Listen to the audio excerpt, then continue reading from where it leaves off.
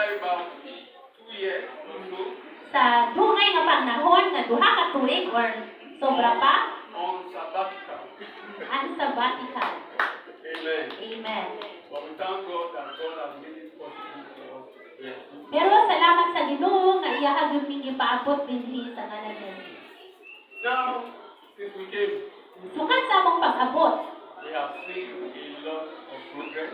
daghan ning nakita ang kabaguhan sa kalambuan. We used to watch on Facebook, Bisan nakakita kami sa Facebook, but now we are here. pero karon na nagdidini. Everyone, every family that Pastor Emmanuel taught, Ang tanan o kada pamilya nga gitawag ni Pastor Emmanuel, I want to join my voice ako giisa ako ang tingog to also say thank you. sa pagpasalamat sa kanya. When I saw Mommy India coming in, Pagkakita na ko ni Mami Inday pagsulod, I have to rush to her and give her a big hug. kinahanglan medyo kong mutaglan para lang mugakos kaniya. Thank God you are in church. Salamat kay naa ka sa simbahan. Because the devil could not stop you. Tungod sa demonyo dili makapugong nimo. Your legs will not stop you. Amen. Iwas niya sa makababa kanimo. And as Pastor has said, O sama sa gisulti ni Pastor, no retirement. Amen. Lang. Di pwede ma-retire. Amen. Amen. We thank God for what God is doing. Atong ipasalamatan ang Ginoo sa iyahang gibuhat. Like I've often shared with Pastor Emmanuel, O kasagaran na akong gina-share kang Pastor Emmanuel, when Satan sees what God wants to do, kung makita ni Satanas kung usay gustong buhaton sa Ginoo, he will fight it. yahan ng awayon.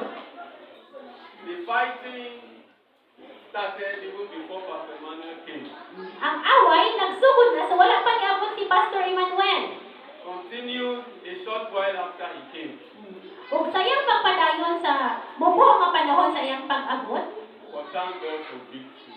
pero salamat din sa Ginoo sa iyang kadaugan. Thank God for victory. Salamat sa Ginoo sa kadaugan. I say thank God for victory. Ay, sa Diyos, salamat sa Ginoo sa kadaugan. Amen. Amen.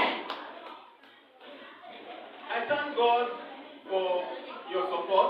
Ako gipasalamatan ang Ginoo sa inyong suporta.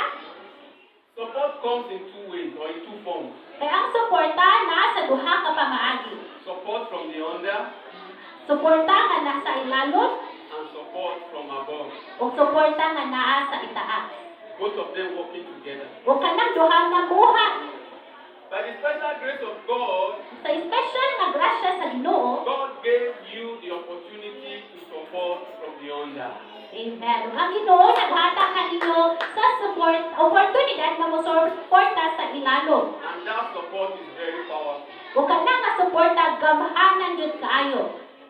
Somehow, God used us O gayud gigamit ta sa Ginoo to give support from above. nga mohatag og suporta sa taas. Because like he mentioned, Sama sa iyang gisulti kaganina, I will just be at home. o pwede naman ko magpabilin sa balay. I'm receiving calls, O pakadawat ko og tawag, even from people I don't know. bisan sa ubang tao nga wako kaila. But Pero, somehow, pero God helped us itabangan jud ta sa Ginoo to settle the quarrel, nga mapahilom ang away o mapahilom